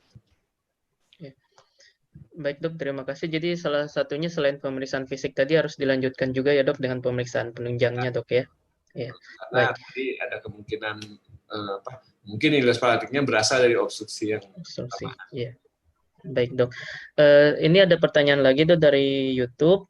Izin bertanya Dok, bagaimana terapi awal pasien dengan suspek peritonitis? Berapa lama waktu maksimal untuk penanganan optimal? Terima kasih. Oke, untuk peritonitis, initial manajemennya sebetulnya prinsipnya sama dengan yang tadi sudah saya jelaskan, yaitu pasien dipuasakan, diinfus kristaloid, dipasang kateter gitu ya, lalu berikan antibiotik, berikan obat-obatan asam lambung untuk menekan asam lambung, dan kalau pasiennya nyeri berikanlah analgetik supaya nyerinya hilang gitu ya, pasien lebih nyaman. Nah, berapa lama semua itu harus diberikan? Ya sesegera mungkin gitu ya. Hanya terapi bedahnya ya nanti setelah initial management itu semua diberikan, maka langkah selanjutnya adalah konsul bedah gitu ya. Nah, nanti dokter bedahnya akan menentukan tingkat urgensi dari operasi yang akan dilakukan gitu ya. Seperti misalkan apendisitis atau kolesistitis, biasanya perbaikan keadaan umum itu bisa memakan waktu 6-12 jam gitu ya. Jadi operasi biasanya besok paginya gitu ya. Nah, itu masih aman untuk dilakukan kalau pada pasien peritonitis gitu. Baik Dok, terima kasih. Selanjutnya kita beralih lagi ke pertanyaan lewat Zoom. Pertanyaan selanjutnya dari Fitriani Umi Hasanah. Silahkan. Oke, dokter mohon izin bertanya. Dok, yang di chat itu saya salah nulis dokter. Yang benar itu pada kasus intussusepsi dokter. Itu kan kalau yang saya baca itu kan kasusnya cenderung dia itu bisa berulang dokter. Nah, bagaimana cara walaupun itu sudah dioperasi. Nah, bagaimana cara menurunkan persentase rekurensi pada intussusepsi dokter? Terima kasih dokter. Oke. Intussusepsi itu biasanya tidak terjadi begitu saja. Ada yang menyebabkannya gitu ya. Nah, biasanya misalkan intussusepsi pada anak itu biasanya karena pembesaran kelenjar getah bening di sekitar ileum terminal gitu ya. Jadi ada mesenteric adenitis. Nah, tentu itu harus diobati supaya nanti invaginasi atau intussusepsinya tidak berulang. Lalu kalau pada orang dewasa, yang paling sering menyebabkan intussusepsi adalah tumor. Nah, untuk mencegah terjadinya intussusepsi lagi, tentu tumornya harus diangkat. Gitu. Jadi tetap intinya adalah bagaimana kita mengangkat atau menghilangkan etiologinya. Ketika etiologinya sudah hilang, maka kemungkinan untuk terjadi lagi intussusepsi itu menjadi sangat menurun. Oke. Baik dok, yang penanya bagaimana? Oke, sampun dokter, matur suwun dokter. Oke. Lanjut ke pertanyaan selanjutnya tetap dari Zoom dari Dita Ayu Dewi Larasati. Silahkan. Selamat malam dokter. Izin bertanya dok, di sini saya ada 3 pertanyaan dok. Pertanyaan yang pertama, pada kasus mesenteric obstruksi itu apakah nyerinya terlokalisir dengan jelas atau nyerinya itu nyeri visceral saja dok? Itu pertanyaan yang pertama. Terus pertanyaan kedua, pada kasus perforasi viscus hollow dengan shock sepsis atau shock lainnya, apakah harus ditangani shocknya dulu baru ditangani perforasinya atau bagaimana ya dok? Kemudian menentukan derajat nyerinya itu bagaimana jika pasiennya dalam kondisi shock dok? Terus pertanyaan yang ketiga, pada radiologi pneumoperitoneum itu apakah diagnosis pneumoperitoneum itu diagnosis radiologi atau diagnosis klinis dok? Terima kasih. Oke, pada kasus mesenteric obstruction, maksudnya yang mesenteric thrombosis itu ya, nyerinya itu terlokalisir sangat jelas biasanya kalau yaitu di abdomen tengah dan sangat nyeri gitu ya. Mungkin gejala awalnya memang berupa nyeri visceral yang tidak jelas, tapi semakin berat maka dia akan semakin tajam nyerinya di titik tertentu gitu ya. Kemudian apakah pneumoperitoneum itu gejala diagnosa klinis atau diagnosa radiologis? Dua-duanya bisa. Pneumoperitoneum pada pemeriksaan fisik akan tampil sebagai hilangnya pekak hati. Jadi normalnya kalau kita melakukan perkusi dari toraks turun ke abdomen itu sampai di titik bagian liver maka akan ada dullness, akan pekak hatinya ada gitu ya. Tapi kalau ada pneumoperitoneum maka pekak hati itu akan menghilang. Jadi dari mulai toraks kita perkusi ke bawah itu terus dari mulai ini timpani terus gitu ya, nggak ada pekaknya. Itu kalau diagnosa klinis. Nah kalau dari radiologis tadi sudah dilihatkan fotonya adalah adanya udara bebas di bawah diafragma gitu ya. Jadi pneumoperitoneum ini suatu keadaan bisa dibuktikan dengan klinis dan laboratorium. Gitu ya. Kemudian yang pertanyaan ketiga tadi bisa diulang, Dita? Dok, pertanyaan ketiga untuk kasus perforasi viscus hollow pada pasien dengan shock, apakah ditangani shocknya terlebih dahulu baru perforasinya atau bagaimana dok? Oke. Kemudian menentukan derajat nyerinya bagaimana pada pasien dengan shock tapi dia punya akut abdomen gitu dok? Ya, jadi pada keadaan seperti itu tentu pada perforasi pasien itu untuk memperbaikinya tidak ada jalan lain selain harus operasi gitu ya. Operasi memerlukan anestesi gitu. Pasien harus dianestesi. Nah, obat anestesi untuk bisa bekerja dengan baik dan aman, status hidrasi pasien harus baik, hemodinamiknya harus baik gitu ya. Jadi tentu dehidrasinya harus diatasi dulu, ditandai dengan misalkan urin output yang bagus, baru nanti dokter anestesinya berani membius gitu. Karena obat anestesi akan beredar di sirkulasi dan dengan cukup dan dikeluarkan lewat ginjal, lewat urin gitu ya dengan baik supaya pasiennya nanti bangun gitu. Kalau itu semua tidak tercapai, maka nanti obat anestesi bisa numpuk, pasiennya bisa nggak bangun-bangun gitu. Jadi tentu harus status hidrasi pasien diperbaiki dulu gitu. Kemudian bagaimana membedakan nyeri pada pasien yang dengan shock hipovolemik sulit biasanya, karena kalau sudah shock hipovolemik kesadaran pasien juga sudah mulai turun gitu ya. Paling kita harus anamnesa keluarganya atau pasien yang mengantarkannya, bagaimana sebelum dia keadaannya menurun begini, nyerinya seperti apa dan sudah berapa lama gitu ya. Jadi pemeriksaan fisik tentunya tidak reliable pada pasien yang kesadarannya menurun. Jadi disitulah pentingnya anamnesa. Oke. Oke, penanya bagaimana? Cukup, terima kasih banyak dok. Jadi diperbaiki kondisi umumnya dulu ya dok ya, baru kita lanjut ke penanganan selanjutnya ya dok. Ya, baik. Pertanyaan selanjutnya masih dari Zoom, dari Irfani Fauzia Samad. Silahkan. Ya, terima kasih banyak atas kesempatannya. Kedengaran nggak, dok? Ya. Kedengaran. Izin bertanya, dok, terkait akut abdomen itu kan salah satu penata laksanaan awalnya itu adalah dengan dekompresi menggunakan NGT. Nah, apakah dekompresi dengan rectal tube itu bisa dilakukan atau memang tidak memberikan efek dekompresi atau bagaimana ya, dok?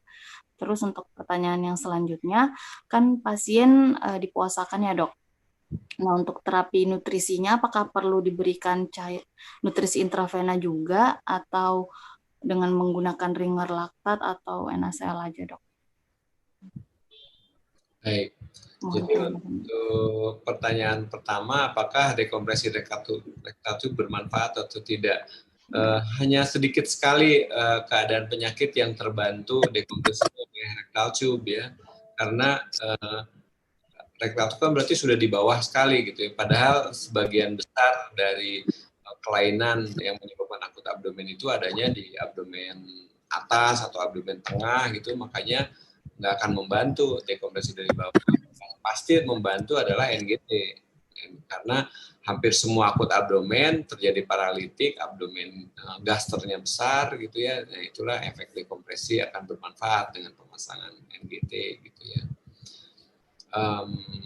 Lalu pertanyaan berikutnya tadi adalah yang selanjutnya terkait ini, dok, kan salah satu penata laksanaan awalnya juga dipuasakan. Ya, untuk nutrisinya, dok, bagaimana ya? Nah, pada keadaan akut itu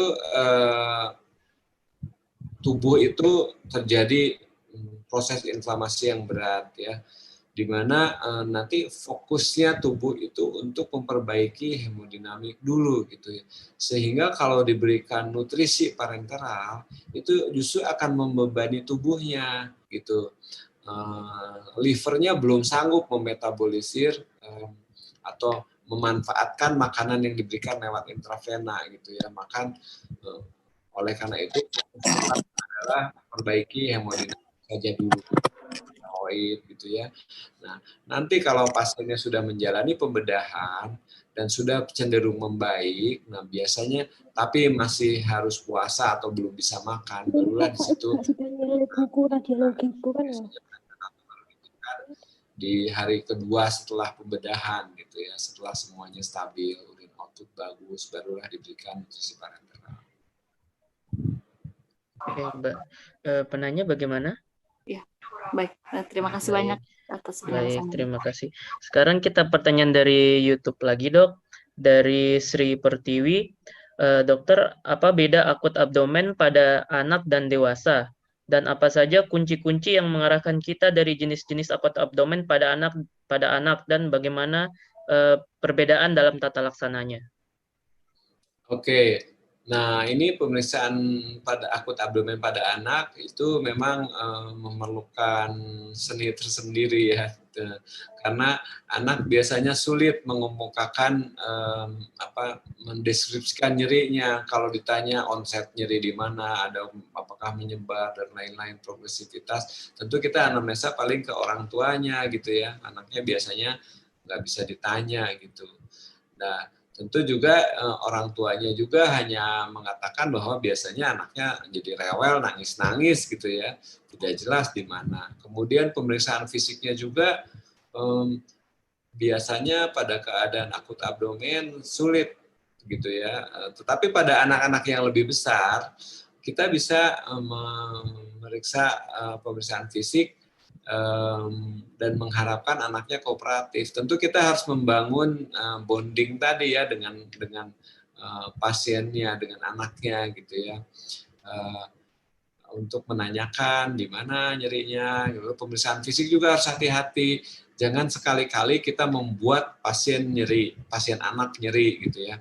Karena kalau pasien sudah disentuh oleh dokternya dan merasa nyeri, maka dia selanjutnya nggak akan kooperatif sama dokternya gitu ya.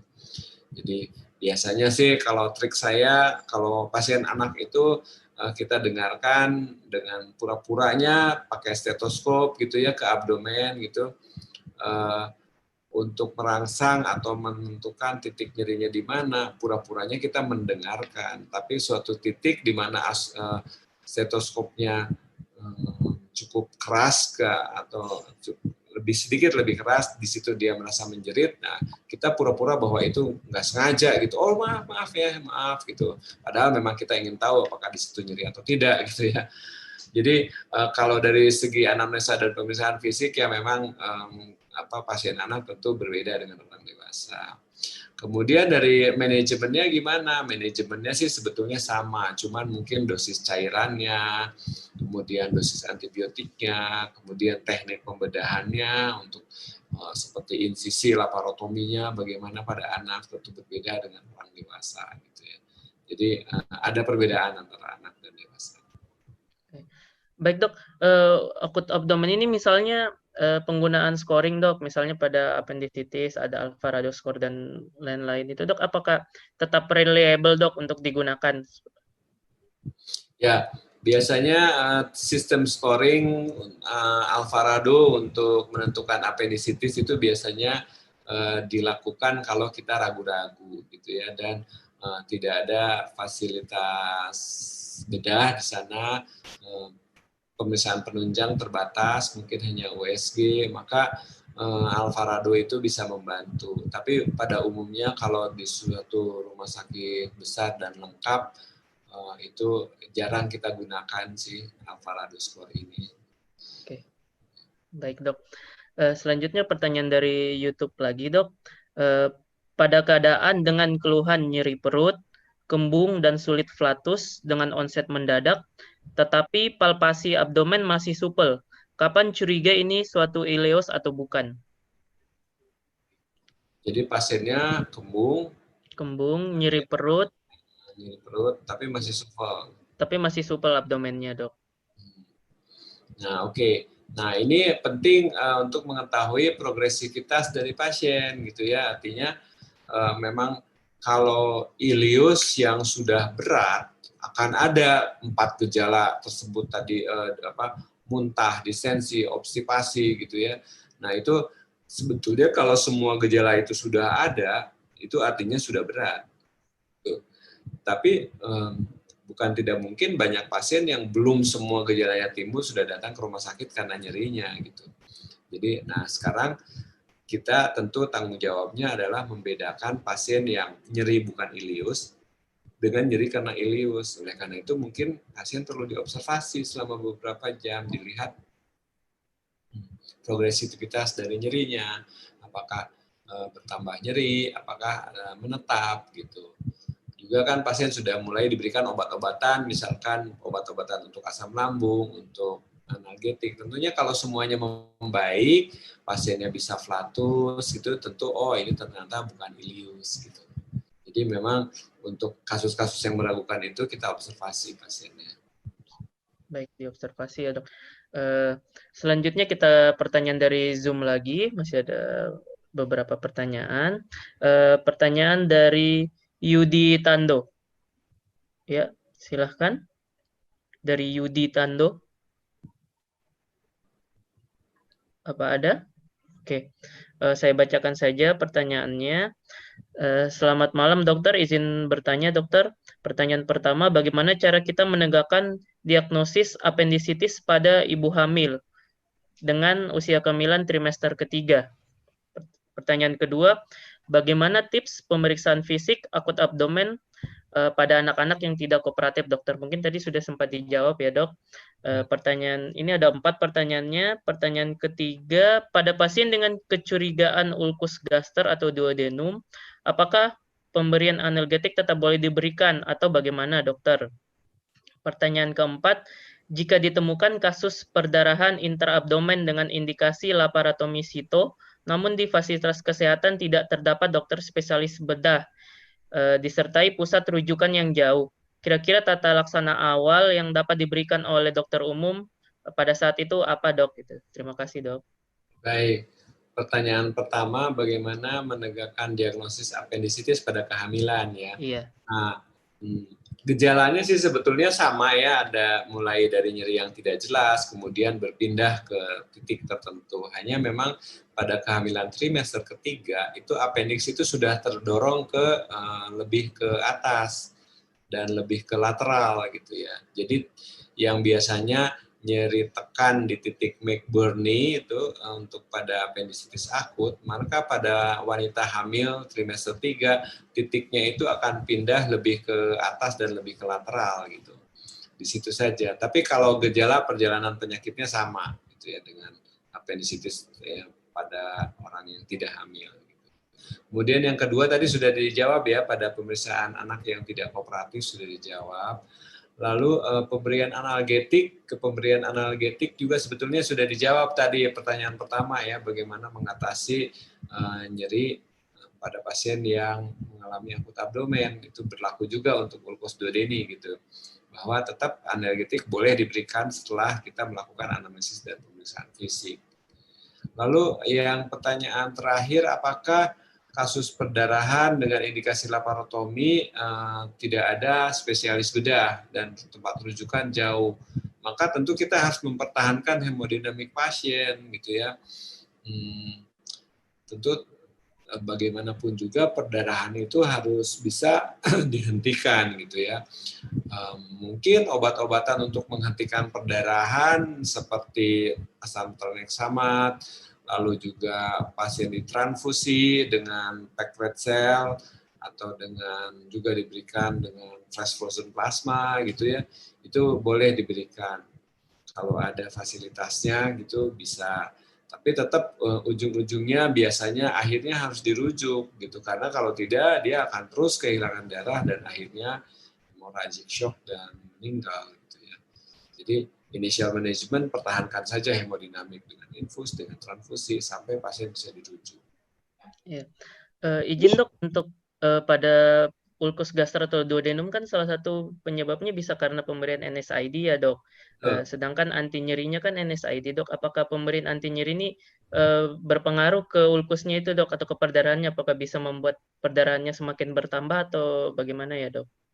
Oh iya, jadi kalau memang penyebab ulkus itu kan biasanya memang salah satu penyebabnya adalah pasien mengkonsumsi obat-obatan anti nyeri dalam jangka waktu lama gitu ya. Biasanya anti nyeri seperti jamu-jamuan atau obat-obatan NSAID gitu. Nah, pada keadaan ini analgetiknya maka tentu dipilih analgetik golongan lain. Jadi golongan yang aman gitu. Jadi kan analgetik banyak pilihan ya, ada golongan opioid, ada non opioid. Non opioid ada yang non steroid, ada yang golongan steroid gitu. Jadi pilihlah jenis analgetik yang bukan NSAID. Ya, baik dok. Selanjutnya masih dari Zoom lagi, pertanyaan dari Anggita Nurwidya. Silahkan.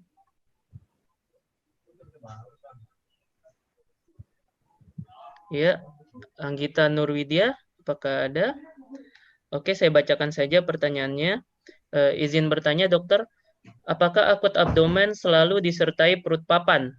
Karena berdasarkan pengalaman klinis saya, ada beberapa pasien yang pada pemeriksaan fisik hanya ditemukan distensi abdomen, bunyi usus menurun, nyeri di seluruh lapang perut, dan perut terabat tegang, tetapi tidak sampai perut terasa seperti papan.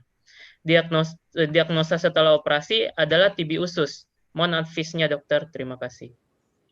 Boleh. Ya, ini sebetulnya berhubungan dengan yang tadi sudah saya jelaskan mengenai derajat iritasi ya. Jadi kalau boleh saya share lagi slide yang tadi adalah seperti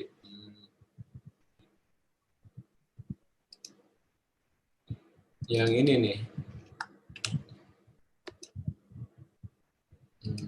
Bisa kelihatan yang ini slide?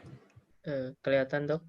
Nah, ini kalau derajat iritasinya ringan, misalkan karena ada darah atau urin atau empedu, maka dia perutnya tidak akan seperti papan, gitu, pasti lembut. Tapi kalau ada perforasi gaster gitu ya atau duodenum, itu sangat nyeri dan perutnya keras seperti papan. Jadi tergantung juga tidak semua perforasi juga langsung seperti papan. Kalau leakage atau kebocoran dari cairan ususnya sedikit atau langsung tertutup oleh omentum, mungkin perutnya juga tidak keras seperti papan gitu. Jadi tidak selalu ada, harus ada. Tetapi kalau ada itu menunjukkan adanya kegawatan. Oke, baik dokter. Pertanyaan selanjutnya masih Zoom dari Dr. Dedi Susanto. Silahkan. Dr. Dedi Susanto. Oke, saya bacakan saja pertanyaannya. Selamat malam, Dok. Izin bertanya, pada pasien curiga ileus, apakah penggunaan fluid enema untuk provokasi perlu dilakukan? Nah, harus hati-hati juga ya. Kita harus menentukan dulu penyebabnya apa, penyebab dari ileusnya. Karena seperti penyebab ileusnya misalkan karena tumor gitu ya, tumor di kolon, maka pemberian enema tidak akan efektif karena memang ususnya sudah tersumbat, betul-betul tersumbat. Tetapi banyak misalkan pada orang tua yang sudah bedridden, sudah lama tidak aktif, itu seringkali ileus itu karena skibala, karena BAB-nya sangat jarang gitu ya ususnya, sehingga fesesnya keras sekali. Nah, tentu pada pasien seperti ini, ileus obstruksi karena skibala, maka pemberian fluid enema akan sangat bermanfaat, menghancurkan fesesnya dan akhirnya ileusnya teratasi. Gitu. Oke. Baik dok, sekarang ada pertanyaan lagi dok dari YouTube. Izin bertanya, kapan dilakukan tindakan pada pasien dengan ileus paralitik dan bagaimana penanganan yang sebaiknya dilakukan selama menunggu operasi dok? Pasien sudah didekompresi dan sudah puasa tetapi terjadi perburukan dengan cepat dok. Ileus paralitik tidak dilakukan operasi ya, jadi karena ileus paralitik itu tidak ada kelainan di ususnya. Jadi tentu usaha terapinya adalah memperbaiki apa yang menyebabkan dia paralitik, misalnya gangguan keseimbangan cairan dan elektrolit, maka elektrolit dan cairannya yang diperbaiki gitu. Kalau karena masalah neurologi, tentu kita harus konsul neurologi untuk mengevaluasi dan mengatasi gangguan syaraf dan itu. Jadi kalau paralitik tidak dioperasi. Baik dok, pertanyaan dari YouTube lagi. Selamat malam dokter, pertanyaan dari Belinda Azhari Siswanto. Selamat malam dokter, izin bertanya. Pada kasus obstruksi onset awal, mungkin tanda yang ditemukan saat pemeriksaan fisik belum terlalu khas. Apakah ada tips membedakan dengan kasus ringan ataupun kasus berat, dok? Kasus ringan dan kasus berat? Kasus berat, misalnya kasus ringannya seperti konstipasi atau bagaimana dok? Tetap membedakannya harus dengan anamnesis dan pemeriksaan fisik kalau perlu diulang gitu ya. pasien diobservasi dulu dan diulang melihat progresivitas dari nyerinya. Dan tentu kalau pada kasus-kasus yang meragukan, mungkin pemeriksaan imaging seperti ronsen atau CT scan bisa membantu menentukan etiologi penyakitnya. Gitu. Pada keadaan yang meragukan, tentu mungkin perlu lanjut ke pemeriksaan kalau perlu misalkan dengan ronsen atau CT scan dengan kontras supaya lebih jelas apa yang menyebabkan keadaan tersebut. Baik dok, mungkin kita masih ada waktu, masih bisa lagi dari Zoom pertanyaan dari Giza Ainur Rahma. Silahkan, Giza Ainur Rahma. Oke dokter, Ya. izin bertanya dokter. Pada pasien dengan obstruksi ileus, ini kan resiko terjadinya abdominal compartment syndrome. Itu tata laksananya bagaimana ya dokter? Baik, itu abdominal compartment syndrome ini suatu keadaan yang menunjukkan kegawatan ya, tingkat kegawatan yang sangat tinggi nih, sehingga harus segera ditolong untuk menurunkan tekanan intraabdomennya gitu ya. Jadi usaha pertama biasanya dekompresi NGT, kemudian kalau perlu rectal tube gitu ya kalau penyebab obstruksinya di bawah. Nah, kemudian kalau itu tidak membantu, maka harus dilakukan dekompresi secara bedah gitu. Nah, sekarang pertanyaannya apakah pasien cukup fit untuk anestesi umum? Karena biasanya keadaannya sangat berat. Nah, kalau pasien tidak fit untuk anestesi umum, pasien ada abdominal compartment syndrome, maka biasanya dokter bedah melakukan yang namanya laparostomi. Laparostomi itu hanya membuat insisi kecil di perutnya untuk memasukkan kateter saja. Paling tidak tekanan intraabdomen akan menurun dengan pemberian pemasangan kateter seperti itu gitu. Nanti kemudian pasien biasanya dipindahkan ke ICU, lalu diperbaiki keadaan umumnya, akhirnya menjalani anestesi umum dan operasi yang betul ya. Laparostomi itu nanti di perutnya nanti. Oke, iya. Bagaimana penanya? Ampun dokter. Oh iya. Izin dok, ini ada banyak yang menanyakan tentang puasa dok pada pasien dengan akut abdomen. Kapan puasa ini dilakukan dan puasanya sampai berapa lama dok? Ya, biasanya berlaku universal untuk begitu pasien ini suatu akut abdomen, maka pasien kita instruksikan untuk puasa ya. Pertanyaannya adalah berapa lama pasien ini harus puasa gitu ya. Nah tentu sampai pasiennya apa yang menyebabkan akut abdomennya dikoreksi gitu. Misalkan perforasi appendix, maka dilakukan pembedahan berupa appendektomi gitu ya. Nah, kemudian kapan pasien mulai boleh makan minum lagi? Nah, ini tentu sangat tergantung dari jenis penyakitnya. Pada umumnya kalau misalkan pembedahannya di abdomen bagian atas, misalnya perforasi gaster, tentu dia perlu puasa lebih lama. Tapi kalau pasiennya kelainannya di bawah seperti appendicitis atau divertikulitis, maka puasa bisa tidak perlu lama-lama gitu. Setelah post-op, begitu sadar, pasiennya sadar, lalu abdomennya baik, kemudian pasien sudah peristaltiknya baik, maka pasien mulai diinstruksikan untuk makan gitu ya. Tentu makannya bertahap, biasanya dari mulai cair dulu, kemudian bubur saring, baru nanti bubur, dan akhirnya nasi gitu. Jadi sangat tergantung. Tapi pada umumnya di zaman sekarang ini kita lebih cepat memberikan makan ke pasien. Jadi kalau zaman dulu kalau operasi reseksi misalkan operasi maka puasa tuh bisa sampai 5 sampai 10 hari. Tapi sekarang konsepnya berubah menjadi pemberian nutrisi secara dini. Karena ternyata kalau pasien dipuasakan terlalu lama itu merugikan juga gitu. Nanti mukosa dari ususnya itu jadi atrofi karena kelamaan tidak mendapat makanan. Kalau mukosa usus sudah atrofik, maka ketika pasien itu akhirnya diberikan makanan, tidak bisa memproses makanan tersebut gitu. Jadi konsepnya sekarang early enteral nutrition, berikan makanan secara dini, yang pada umumnya itu berkisar antara 48 sampai 72 jam post-op.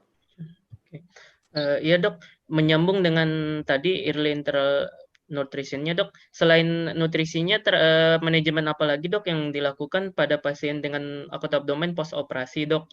Dan bagaimana kriterianya pasiennya sudah bisa untuk rawat jalan dok? Oke, jadi kalau untuk itu pasca bedahnya, biasanya setelah pasien bisa mampu mengkonsumsi makanan gitu ya, kemudian lukanya sudah membaik, lalu baik BAB maupun BAK, buang air kecil, sudah lancar, itu merupakan pertanda pasien bisa dipulangkan gitu ya. Tentu tergantung keadaan penyakitnya yang mana ya. Pada umumnya seperti apendisitis biasanya 2 hari kemudian, paling lama 3 hari itu bisa pulang. Tapi kalau ada reseksi usus biasanya 5 hari sampai seminggu gitu. Jadi sangat tergantung kelainan penyakitnya apa dari akut abdomen tersebut. Lalu terapinya apa saja gitu ya. Tentu kalau pasien ada infeksi antibiotik, lalu obat-obatan lambung gitu ya. Kemudian biasa diberikan vitamin atau suplemen untuk mempercepat recovery juga. Oke, baik dok. Terima kasih. Sekarang mungkin masih bisa 2 pertanyaan lagi ya dok ya? Boleh, silakan. Iya, kita ke Zoom. Pertama, sekarang pertanyaan dari Anis Azizah. Silahkan. Anis Azizah. Oke, saya bacakan saja pertanyaannya. Izin bertanya dokter, antibiotik yang digunakan untuk premedikasi apa ya dok? Terima kasih. Antibiotik. Nah, untuk intra-abdomen ini biasanya antibiotik tentu harus mengcover jenis kuman yang predominan yang menyebabkan infeksi tersebut. Nah, di abdomen itu secara umum kita bagi 2 antara saluran pencernaan atas dan saluran pencernaan bawah. Yang atas itu dari mulai gaster sampai usus halus ya, gaster, duodenum, usus halus. Yang pencernaan bawah itu kolon, rektum, anus gitu ya. Nah, itu 2 daerah tersebut pola kumannya sedikit berbeda. Yang selalu ada adalah kuman gram negatif. Gram negatif itu selalu ada. Kemudian kalau untuk saluran cerna bawah di kolon, rektum, dan anus ada bakteri anaerob. Gitu. Nah, tentu antibiotiknya harus disesuaikan. Kalau untuk gram negatif pada umumnya kita berikan cefalosporin ya, cefalosporin generasi 3 gitu ya, seperti ceftriaxone itu sangat efektif untuk bakteri gram negatif. Lalu untuk anaerob biasanya golongan metronidazole diberikan juga. Tentu kalau punya pilihan bisa diberikan antibiotik spektrum luas supaya semuanya tercover. Misalkan obat-obatan seperti carbapenem, doripenem gitu, itu bisa mengcover semuanya, aerob, anaerob, gram negatif gitu ya, itu bisa tercover gitu. Oke. Ya, baik dok, terima kasih. Mungkin ini satu pertanyaan terakhir ya, sudah mau jam 9 juga. Di Zoom pertanyaan dari Nisrina. Pada orangnya? Dari Nisrina. Oke, saya bacakan saja. Selamat malam dokter, izin bertanya mengenai aneurisma aorta. Kira-kira pemeriksaan apa saja yang dapat digunakan untuk membedakan dengan etiologi akut abdomen lainnya? Oke, aneurisma aorta itu kan terjadi suatu dilatasi dari aorta ya, di mana ada aliran darah yang cukup kencang di dalamnya ya, mengalirkan darah dari jantung ke ekstremitas bawah gitu. Nah, itu paling mudah dideteksi dengan USG sih. Dengan USG, apalagi USG-nya usahakan yang punya fasilitas Doppler yang bisa mendeteksi aliran darah gitu. Nah, akan kelihatan dinding dari aortanya yang lebar gitu, apalagi kalau sudah disekans gitu ya, akan kelihatan gitu ya USG. Tapi kalau mau lebih akurat, biasanya dengan CT scan kontras gitu. Tapi biasanya ini sudah, kalau CT scan kontras sudah kompetensinya untuk dokter bedah vaskulernya ya. Biasanya kan untuk terapi dia harus menentukan seberapa luas aneurismanya, lalu seberapa besar derajat kerusakannya gitu. Karena dia akan pasang graf yang sesuai tentunya. Nah, itu dengan CT scan. Tapi kalau untuk initial assessment, misalkan di IGD dengan USG itu cukup untuk mendeteksi aneurisma aorta. Baik dok, izin dok bisa satu pertanyaan lagi ya dok? Boleh, silakan. Oke, ini kita ke Andro Pramana. Apa ada orangnya? Andro Pramana. Oh, oke, saya bacakan saja kalau gitu. Selamat malam, Dr. Reno. Izin bertanya, bagaimana akut abdomen yang semisal terjadi karena mesenteric thrombosis dan pasien memiliki riwayat short bowel syndrome akibat operasi sebelumnya? Apakah tetap perlu direseksi, dokter? Baik, sebetulnya jarang kalau sudah short bowel syndrome, jarang terjadi lagi mesenteric thrombosis ya, karena ususnya juga sudah hampir habis gitu ya. Tapi bagaimanapun juga suatu trombosis ya harus dievakuasi trombosisnya, dan kalau sudah menimbulkan nekrosis dari ususnya tetap harus dibuang gitu ya. Nah, ini memang dilemanya dalam keadaan short bowel syndrome, tentu jumlah usus yang ada saja tidak cukup untuk membuat pasien mendapat nutrien yang cukup gitu. Kalau direseksi lagi itu akan pasien akan berkembang menjadi lebih buruk lagi gitu. Tapi sebetulnya sangat jarang kejadian seperti itu ya. Setelah suatu short bowel terjadi lagi mesenteric.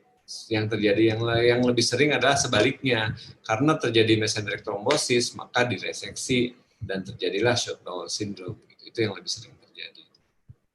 Oke, baik dokter. Sebenarnya ini masih banyak pertanyaannya, antusiasmenya tinggi banget nih dari peserta kita pada malam ini. Tapi sudah mau jam 9-nya harus dibatasi dengan waktu. Mungkin bagi teman-teman jika masih ada yang ingin ditanyakan, boleh ya dok ya bertanya ke dokter ya dok? Ke Dr. Reno ya. Mungkin teman-teman bisa follow Instagramnya Dr. Reno, Rudiman Surgery. Gitu. Bener ya dok? Ya. Ya. Saya lihat tadi udah centang biru juga Instagramnya dari Dr. Reno. Oke. Mungkin dok sebelum mengakhiri mungkin ada kesan pesan dan take home message dok dari Dr. Reno untuk peserta Case Talk malam hari ini. Baik, take home message-nya dari suatu akut abdomen yang penting adalah sense of crisis tadi ya, dengan anamnesis dan pemeriksaan fisik yang teliti dan berulang-ulang gitu ya. Kemudian bila sudah initial management didapatkan, tentu konsul ke bedah untuk mengatasi terapi definitifnya. Itu saja take home message-nya. Jadi saya juga ingin mengucapkan terima kasih banyak ini saya telah diundang di forum Sinoyo ini. Luar biasa antusiasme dari peserta. Jadi saya sangat senang mendapat antusiasme yang demikian banyak. Dan silahkan kalau mau bertanya di luar forum ini ya boleh saja lewat forum Instagram, silahkan. Terima kasih untuk Alfi dan teman-temannya dengan semua yang mensukseskan acara ini. Terima kasih. Terima kasih banyak Dr. Reno atas materi dan jawaban-jawaban dari pertanyaan yang sangat bagus semua.